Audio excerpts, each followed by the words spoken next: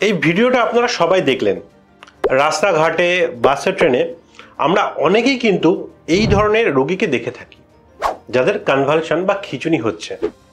সেই সময় যদি আপনি সামনে থাকেন তাহলে আপনার কি করা উচিত সেই নিয়ে আজকে আমাদের ভিডিও।